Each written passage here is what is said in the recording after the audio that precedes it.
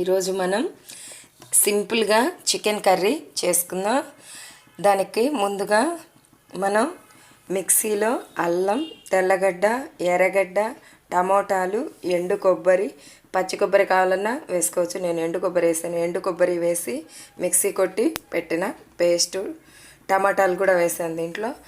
ఇప్పుడు చికెన్లో మనం ముందు చికెన్ని ఫ్రై ఏం చేయాల్సిన అవసరం లేదు. ఇలా కూడా ట్రై చేసి చూడండి, చాలా బాగుంటుంది.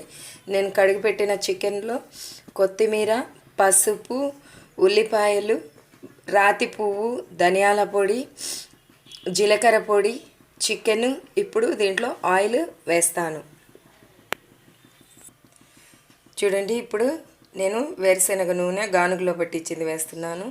నా కర్రీకి సరిపడినంత నేను వేసాను, మీకు సరిపడినంత వేసుకోండి. ఇప్పుడు ఇవన్నీ వేసి వీటిని బాగా కలిపి స్టవ్ మీద పెట్టి 3 విజిల్స్ వచ్చే వరకు ఉడికించుకోవాలి. ఇప్పుడు అన్నీ ఈ విధంగా బాగా కలుపుకోవాలి. నేను చేతితో కలుపుతున్నాను, మీరు గరిటెతోనైనా కలపచ్చు. ఇప్పుడు దీంట్లో మనం ఇంకా గరం మసాలా వేయలేదండి, నేను పొడి కొట్టకుండా అలాగే వేస్తున్నాను. లవంగాలు, చెక్క, మొగ్గ, అనాస పువ్వు, ఇది స్టార్ ఫ్లవర్, ఇది జాజికాయ, ఇది బిర్యానీ ఆకు, ఇవన్నీ నేను ఇలాగే వేస్తున్నాను. ఎక్కువ ఫ్లేవర్ ఉండకుండా బాగుంటుంది. అన్నీ కలిపి ఇప్పుడు 3 విజిల్స్ వచ్చే వరకు చికెన్ బాగా ఉడికే విధంగా 3 విజిల్స్ పెట్టుకుంటే ఎంతో టేస్టీగా ఉండే చికెన్ రెడీ అవుతుంది. చూడండి, 3 విజిల్స్ పెట్టి మా చికెన్ బాగా ఉడికింది. ఇందాక కారం కొద్దిగా వేసాను, దీంట్లో కొద్దిగా కారం తక్కువగా ఉంది.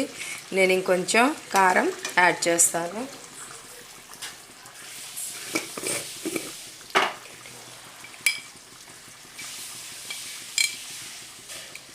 నేను చిల్లులపై కారం వేస్తున్నాను, మీరు మామూలు కారమైనా వేసుకోవచ్చు. కొద్దిగా తగ్గింది. ఇప్పుడు ఒక 2 మినిట్స్ ఉడికించి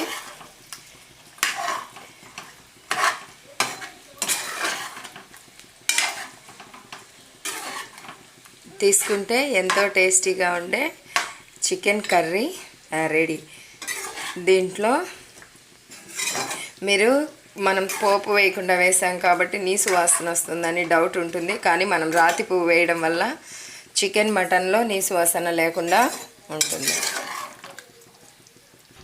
ఎంతో టేస్టీగా ఉండే కొబ్బరి చికెన్ రెడీ. ఇప్పుడు సర్వ్ చేసుకుందాం.